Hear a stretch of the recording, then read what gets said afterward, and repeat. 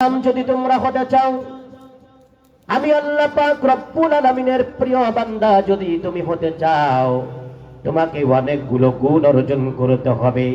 তার ভিতরে 1 নাম্বার গুণ তোমাকে অর্জন করতে হবে। কিভাবে?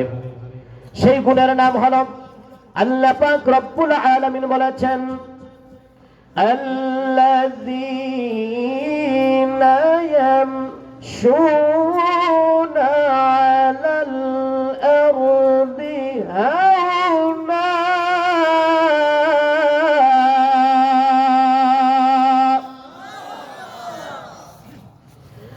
হাওনা ইযা খাতাবাহুমুল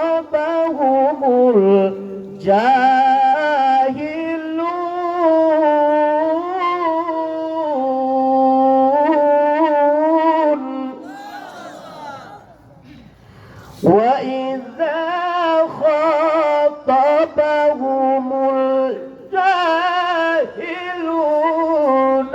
قَالُوا سَلَامًا।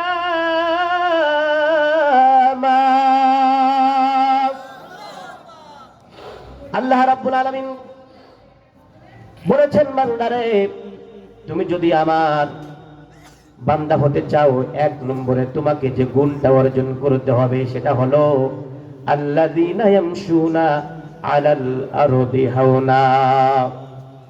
আমি আল্লাহ পাক রব্বুল আলামিনের বান্দা যারা হবে, তারা যে 1 নম্বরে যে গুণটা অর্জন করবে সেটা হলো দুনিয়ার মধ্যে নম্রভাবে, ভদ্রভাবে যারা তাদের জীবনটা চালাবে, ওরাই হবে আমার প্রিয় বান্দা। জোরে বলি সুবহানাল্লাহ।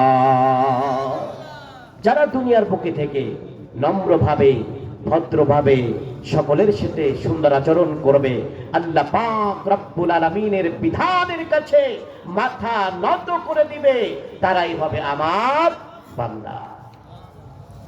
আমার ভাইয়েরা, খেয়াল রাখতে হবে,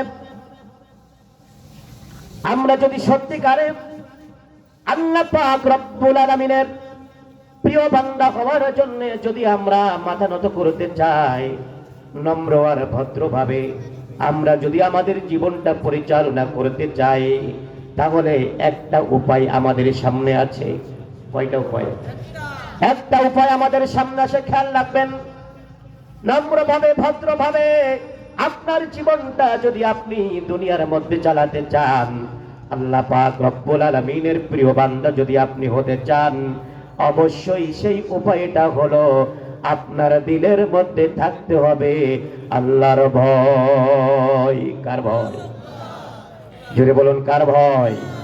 আল্লাহ পাক রব্বুল আলামিনের ভয় যদি আপনার দিলের মধ্যে থাকে, তাহলে আপনি নম্রভাবে, ভদ্রভাবে এই জীবনে আপনার জীবনটাকে পরিচালনা করতে পারবেন, যেটার মাধ্যমে আপনি আল্লাহ পাক রব্বুল আলামিনের প্রিয় বান্দা হতে।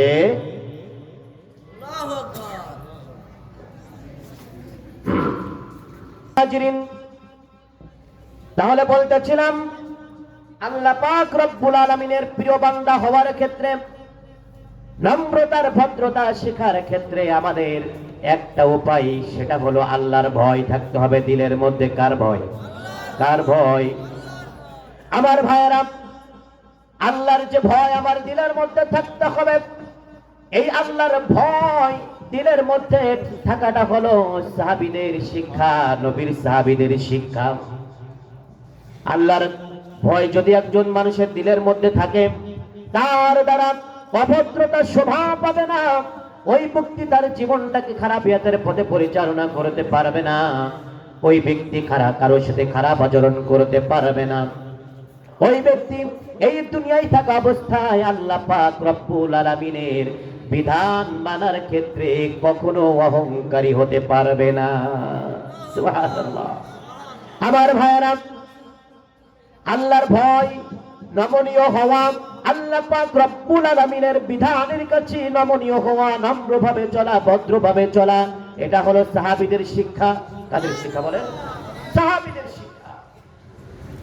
এই ব্যাপারে আপনাদেরকে একটা হাদিসের বাণী শোনাতে চাই।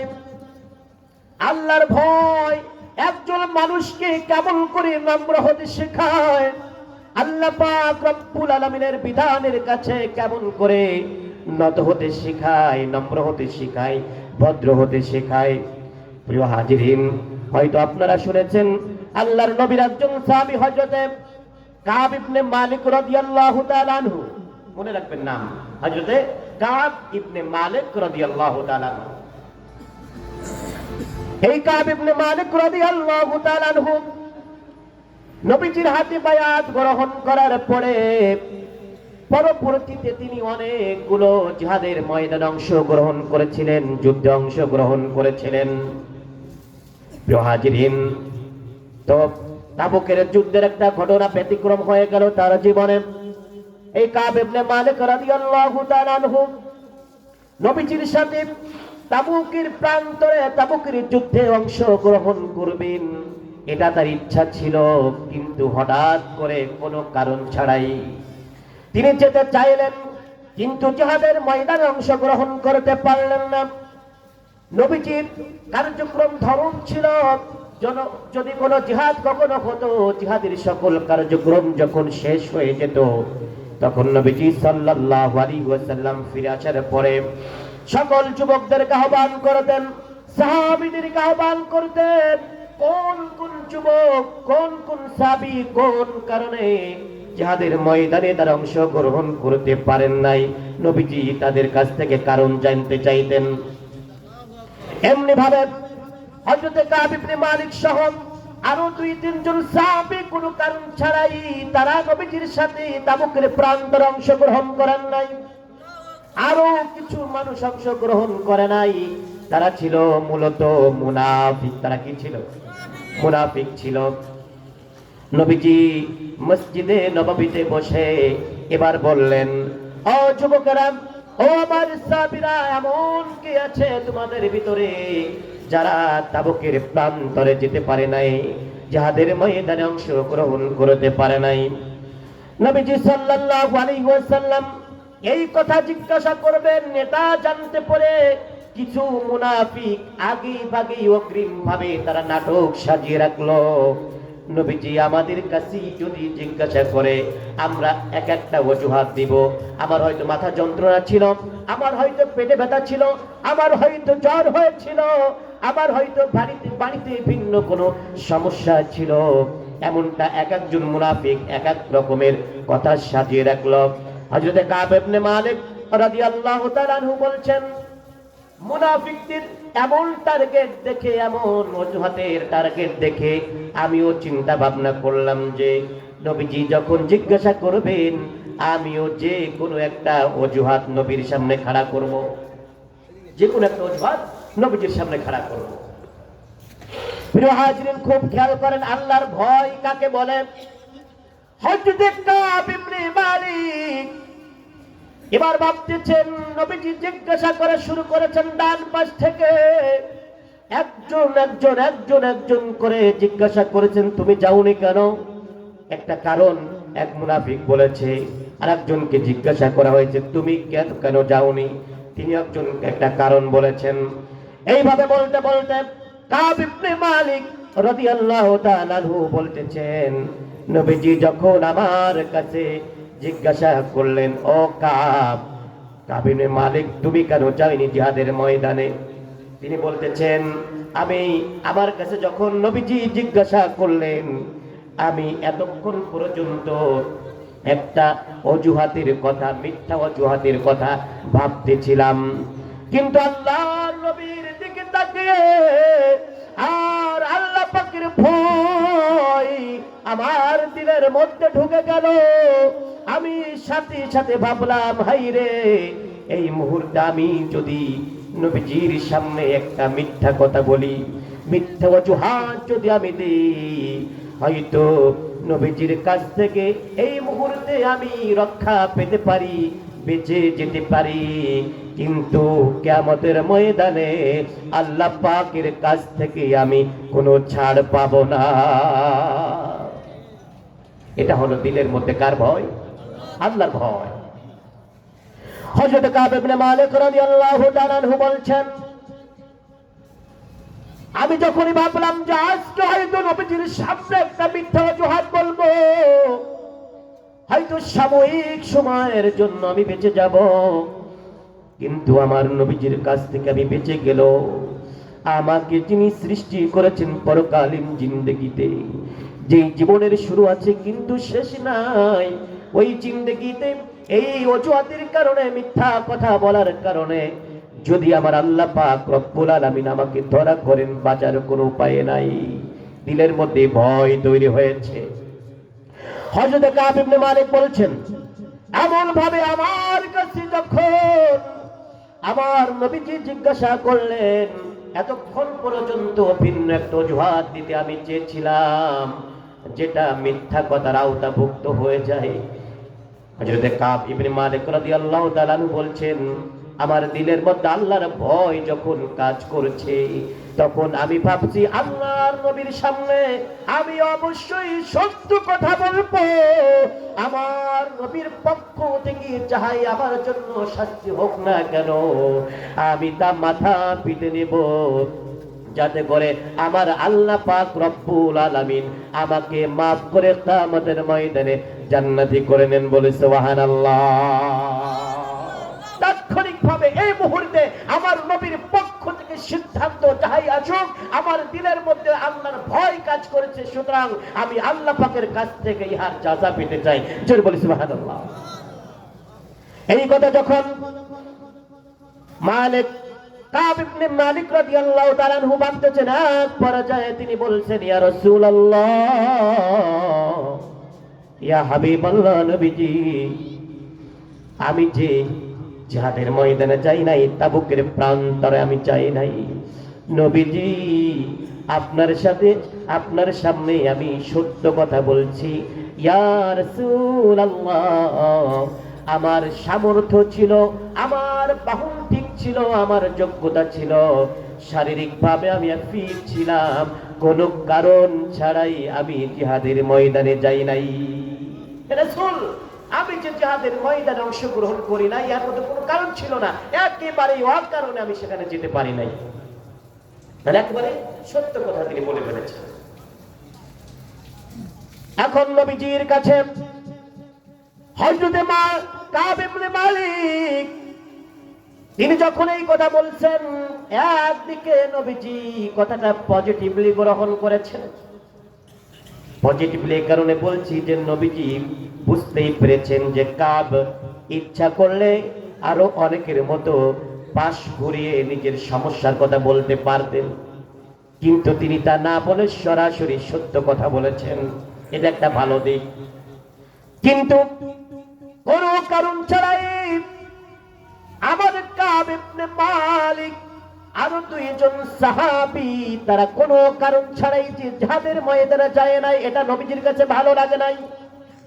নবীজি আবার খুব কষ্ট পেয়েছেন। কষ্ট পেয়ে সাহাবীদেরকে বলতেছেন, ও আমার সাহাবীরা, এই যে কাব ইবনে মালিক রাদিয়াল্লাহু তাআলা আনহু, তোমাদের আরো দুইজন ভাই, তারা কোনো কারণ ছাড়াই আল্লাহ পাকের দিন কায়েমের ক্ষেত্রে জিহাদের ময়দানে অংশগ্রহণ করে নাই, এটা বড় ভুল করেছে। আমি নবী করিম সাল্লাল্লাহু আলাইহি ওয়াসাল্লাম তোমাদেরকে জানিয়ে দিলাম, আল্লাহ পাক রব্বুল আলামিনের পক্ষ থেকে তাদের ব্যাপারে কোনো আদেশ না আসা পর্যন্ত তোমরা তাদের সাথে, তিনজনের সাথে কোনো লেনদেন করবা না, কোনো কথাবার্তা বলবা না, এমনকি সালাম কালাম পর্যন্ত তাদের সাথে তোমাদের হবে না, কোনো যোগাযোগ তাদের সাথে তোমাদের থাকবে না। সব রকমের ব্যাপারে তিনি আদেশ করে দিলেন নবীজি সাল্লাল্লাহু আলাইহি ওয়াসাল্লাম, খবরদার কোনো কথাবার্তা নাই, কোনো লেনদেন নাই, কোনো যোগাযোগ তাদের তিনজনের সাথে তোমাদের থাকবে না। হাদিসের মধ্যে এসেছে, আল্লাহর নবী সাল্লাল্লাহু আলাইহি ওয়াসাল্লাম যখন এমন আদেশ করেছেন, হযরত কাব ইবনে মালিক রাদিয়াল্লাহু তাআলা আনহু সহ তিনজন সাহাবীর মুখ পুড়ে তোলা হয়ে যাচ্ছে। আর অন্য সকল সাহাবীগণ নবীজির কাছ থেকে যা শুনেছেন তারা মানতে শুরু করেছেন। কাব ইবনে মালিক রাদিয়াল্লাহু তাআলা আনহু বলতেছেন, এবার আগামীকাল থেকে আমরা যখন মসজিদে নববীতে যাওয়া শুরু করেছি, নামাজে যাই, কোন ভাইদের সামনে সামনে গিয়ে যখনই কথা বলার চেষ্টা করি আমাদের সাথে কেউ কথা বলে না। সামনের দিক থেকে এগোলে তারা পিছনের দিকে চলে যায়, ডান দিকে গেলে তারা বাম দিকে চলে যায়, বাম দিকে গেলে তারা ডান দিকে চলে যায়। এমন ভাবে চলতে লাগলো, চলতে চলতে এক নয় দুই নয় 40টা দিন হয়ে গেছে। কতদিন বলেন? কতদিন? 40টা দিন যখন হয়ে গেছে, আমরা দেখলাম এতদিনের পরিচিত আমাদের মদিনা, আমাদের পরিচিত মসজিদে নববী, পরিচিত আমাদের ভাইগণ, কাউকে সকলকে যেন অপরিচিত এখন মনে হয়। আমাদেরকে কেউ চেনেই না, সালাম দিলে জবাব দেয় না, কথাবার্তা বললে আমাদের কথার সাথে কথাবার্তা বলে না। আমাদের কাছে মসজিদে নববী চেনা শোনা জানা, মসজিদে নববী যেন অজানা হয়ে গেল। এমন ভাবে 40টা দিন যখন অতিবাহিত হয়ে গেছে, 40 দিন পর আল্লাহর নবীর থেকে আর একজন সাহাবী আমাদের কাছে এসে হাজির আমাদের বাড়িতে। কতদিন পর? কতদিন বলেন? 40 দিন পর আমাদের বাড়িতে এসে আল্লাহর নবীর একজন সাহাবী হাজির। নতুন এক বার্তা আমাদের কাছে এসে জানিয়েছে, আল্লাহর নবী 40 দিন আগে আপনাদেরকে বলেছিলেন আমাদের কারোর সাথে কোনো কথাবার্তা না বলার জন্য। আজকে নবীজি আপনাদের কাছে পাঠিয়েছেন, আজ থেকে আপনারা নিজেদের বিবিদের সাথেও কোনো কথাবার্তা আর বলতে পারবেন না। এতদিন ছিল দূরে দূরে, আর এখন হয়েছে কি ঘরে ঘরে। বলেন, যে স্ত্রী নিয়ে বসবাস করতে হয়, যে স্ত্রী ছাড়া জীবন চলেই না, সেই স্ত্রীর সাথেও কি আর কথা বলা যাবে? আদেশ কার ছিল? নবীজির পক্ষ থেকে। কার আদেশ ছিল? নবীজির পক্ষ থেকে আদেশ ছিল। এখন সাহাবীগণ তো এমন ছিলেন যে নবীজির পক্ষ থেকে যখন আদেশ করতেন, কোন আদেশ নবীজি করতেন, তখন সাহাবীদের জীবন চলে গেল, কোন অবস্থাতেই সেই আদেশ তারা অমান্য করতেন না। এতদিন পর্যন্ত নবীর সাহাবীগণ, আমার ভাইরা, আমাদের সাথে কোনো কথা বলে না। আর আজকে 40 দিনের মাথায় আল্লাহর নবীর কাছ থেকে আরো কড়া হুঁশিয়ারি, কঠিন আদেশ, আমাদের বিবিদের সাথে আমরা কোনো কথাবার্তা বলতে পারবো না। নবীজি সাল্লাল্লাহু আলাইহি সাল্লামের আদেশ মানতে শুরু করলেন। হযরত কাআব ইবনে মালিক রাদিয়াল্লাহু তাআলা আনহু বলছেন যে আমরা এবার এভাবেই শুরু করলাম, আমাদের স্ত্রীদের সাথে আর কথা বার্তা বললাম না। এভাবে চলতে চলতে ওদিকে ছিল 40 দিন, আবার হয়ে গেল 10 দিন। কতদিন হলো? মোট 50 দিন হয়ে গেল।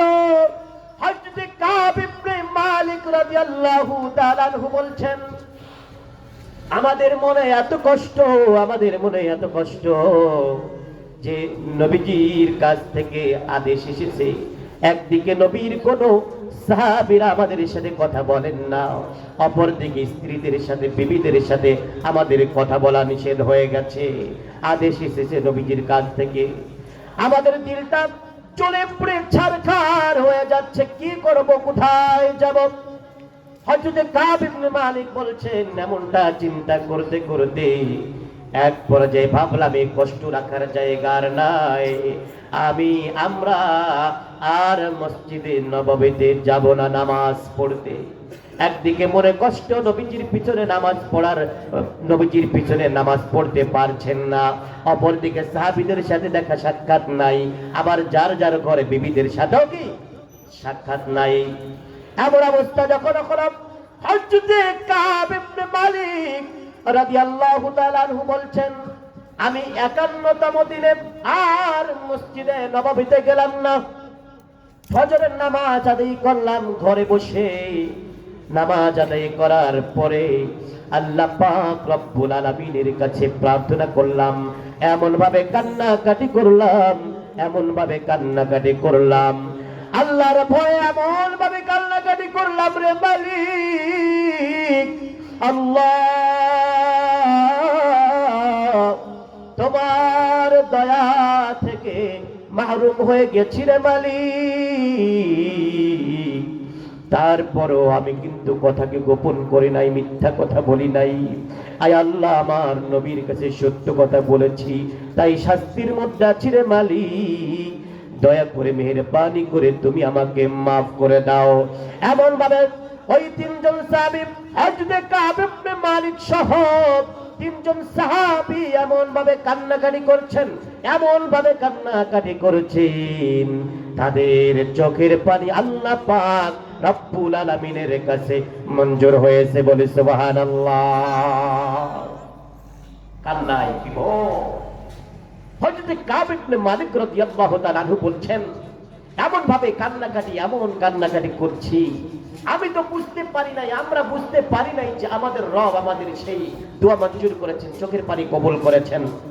আমরা তো কাঁদতেই আছি, অথচ ইতিমধ্যে আমরা আমাদের অজান্তেই আল্লাহ পাক রব্বুল আলামিন আমাদের শানে তার প্রিয় হাবিবের কাছে আয়াত নাজিল করেছেন। জোরে বলি সুবহানাল্লাহ।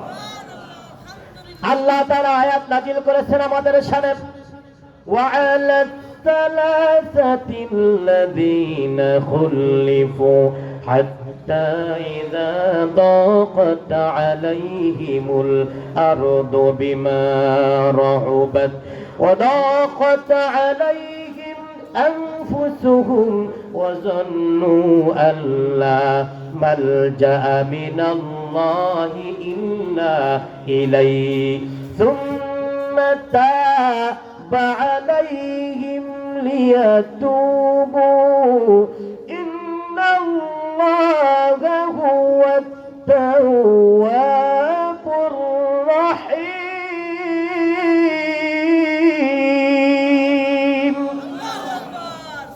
আল্লাহ তাআলা ওই তিনজনের শানে আল্লাহ রাব্বুল আলামিন আয়াতে কারিমা নাজিল করলেন।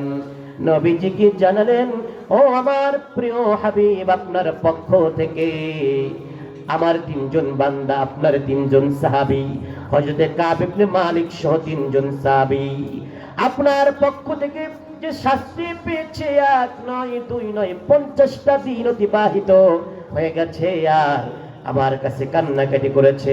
আমার ভয় তাদের দিলের মধ্যে এমন হয়েছে, যার কারণে তারা আমার কাছে মাথা নত করেছে, আমার কাছে নত হয়েছে। নম্রতার সাথে, ভদ্রতার সাথে আমি আল্লাহ পাক রব্বুল আলামিনের কাছে তারা মাথা নত করেছে, চোখের পানি ছেড়েছে। ও আমার হাবিব, আমি আল্লাহ পাক রব্বুল আলামিন আপনার মাধ্যমে তাদেরকে জানিয়ে দিলাম, তারা যে তওবা করেছে, আমাকে ভয় করেছে, তারা পূর্বে যে অপরাধ করেছিল, গুনাহ করেছিল, আমি আল্লাহ পাক রব্বুল আলামিন তাদের গুনাহগুলোকে মাফ করে দিলাম।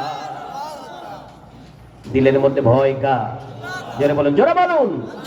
তাই তো বলতেছিলাম, আল্লাহ রব্বুল আলামিন বলেছেন, হে বান্দা, ইবাদুর রহমান যদি হতে চাও, আমি আল্লাহ পাক রব্বুল আলামিনের প্রিয় বান্দা যদি হতে চাও, কিছু গুণ তোমাকে অর্জন করতে হবে।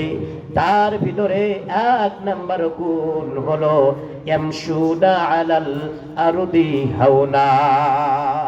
এই দুনিয়ায় যতদিন তুমি থাকবে, জীবন যাপন করবে নম্রতার সাথে, ভদ্রতার সাথে জীবন যাপন করবে, ভাইয়ের সাথে, আত্মীয় স্বজনের সাথে অহংকার মুক্ত ভাবে জীবনকে পরিচালনা করবে। আমি আল্লাহ পাক রব্বুল আলামিনের পক্ষ থেকে যে বিধানগুলো তোমার কাছে যাবে, ওই বিধানের কাছে তুমি মাথা নত করবে নম্রতার সাথে, ভদ্রতার সাথে। আমি রবের বিধানের কাছে মাথা নত করে আমার প্রিয় বান্দা হয়ে যাবে। জোরে বলি সুবহানাল্লাহ। তাহলে আমরা 1 নম্বর গুণ হিসাবে আজকে জানতে পারলাম, যদি আমরা আল্লাহ পাক রব্বুল আলামিনের প্রিয় বান্দা হতে চাই, 1 নম্বর গুণ থাকতে হবে আমাদের মধ্যে নম্রতা, ভদ্রতা। আমরা বুঝতে পেরেছি এই কথা? তাহলে 1 নম্বর গুণ। প্রিয় হাজিরিনের পরে আসেন, আল্লাহ রাব্বুল আলামিন বলেন, 2 নম্বরে বান্দারে, তুমি যদি আমার প্রিয় বান্দা হতে চাও, 2 নম্বরে তোমাকে আরেকটা গুণ অর্জন করতে হবে। وَإِذَا خَاطَبَهُمُ الْجَاهِلُونَ قَالُوا سَلَامًا।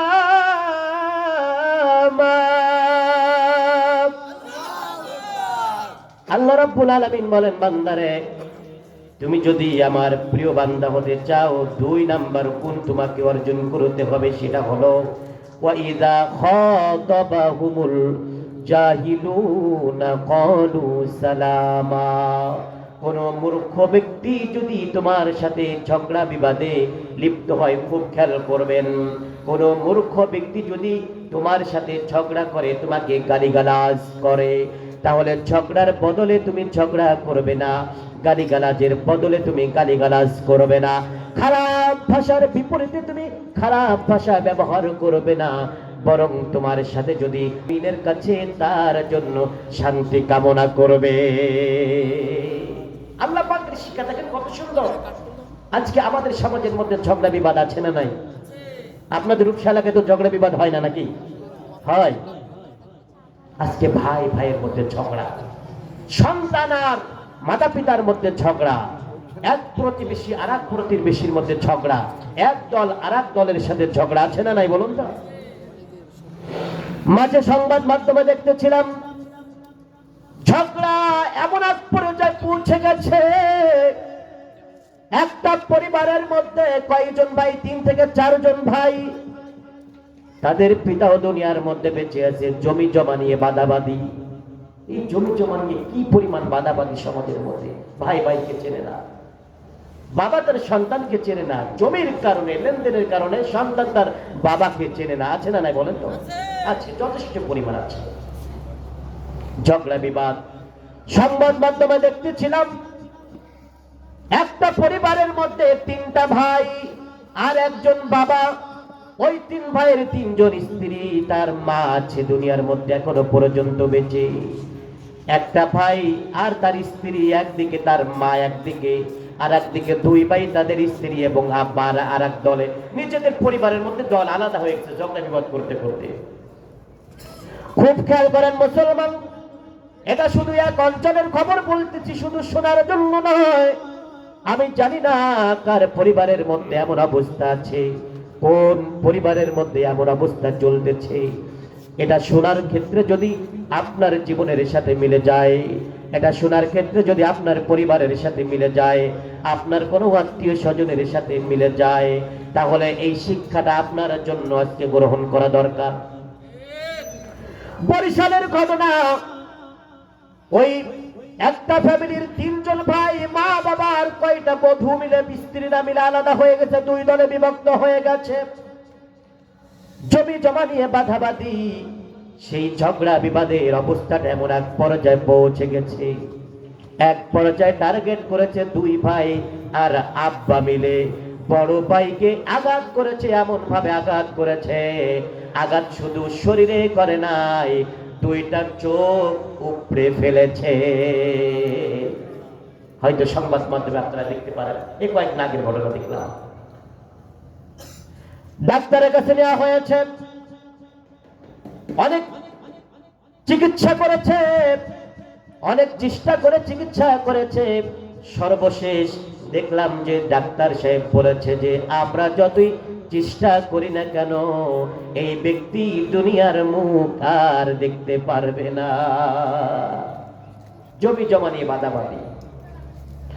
মুসলমান, আজকে শুধু পরিবারের মধ্যে, ভাই বোনদের মধ্যে এমন অবস্থা তা নয়, একজন করে এক দল আর একজন করে আর এক দল, সুকৌশলে।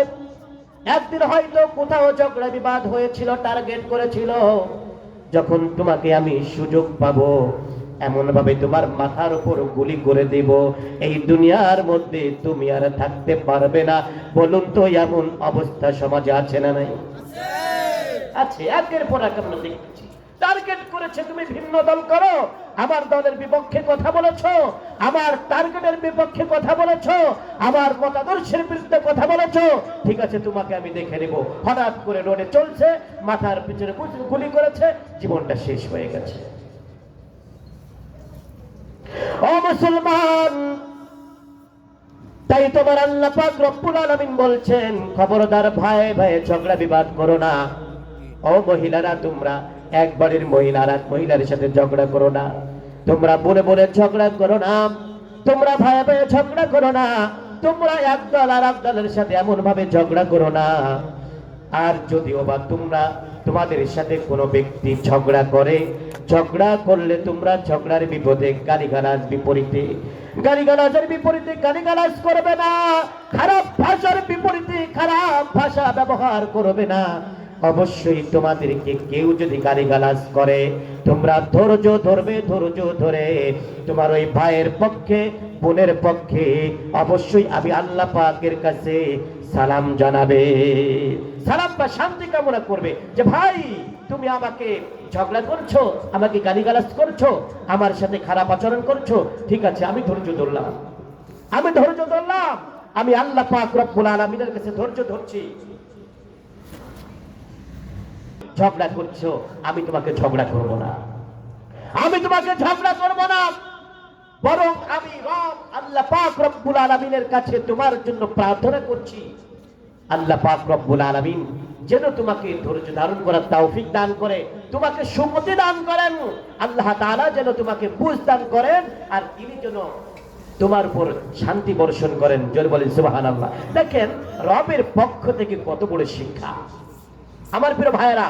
তাহলে ইবাদুর রহমান আল্লাহ পাক রব্বুল আলামিনের প্রিয় বান্দা যদি আমরা হতে চাই, তাহলে আমাদের 2 নম্বর শিক্ষা আমাদেরকে খেয়াল রাখতে হবে যে আমাকে কেউ যদি ঝগড়া করে বিপরীতে ঝগড়া করা যাবে, গালি যদি একটা দেয় বিপরীতে 2টা গালি দেওয়া, যদি আমাকে একটা চড় মারে বিপরীতে আমরা গুলি করব, যদি একটা খারাপ কথা বলে বিপরীতে আমরা তাকে টার্গেট করব না, বরং তার ব্যাপারে আমরা দোয়া করব। কার কাছে?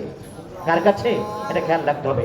তাহলে 1 নম্বর বলেছিলাম রবের গোলাম যদি আমরা হতে চাই, তাহলে 1 নম্বরে নম্রতার সাথে ভদ্রতার সাথে জীবন চালাতে হবে। নম্বর আল্লাহ রব্বুল আলামিন এবার বলেছেন আমার বান্দারে সত্যিকারী তুমি যদি আমার প্রিয় বান্দা হতে চাও, আমি আল্লাহ পাক রব্বুল আলামিন তোমাকে জানিয়ে দিলাম তোমাকে একটা কাজ করতে হবে। আমার প্রিয় বান্দা যদি তুমি হতে চাও, 3 নম্বরে তোমাকে গুণ অর্জন করতে হবে। আল্লাহ তাআলা বলেন ওয়াল্লাযীনা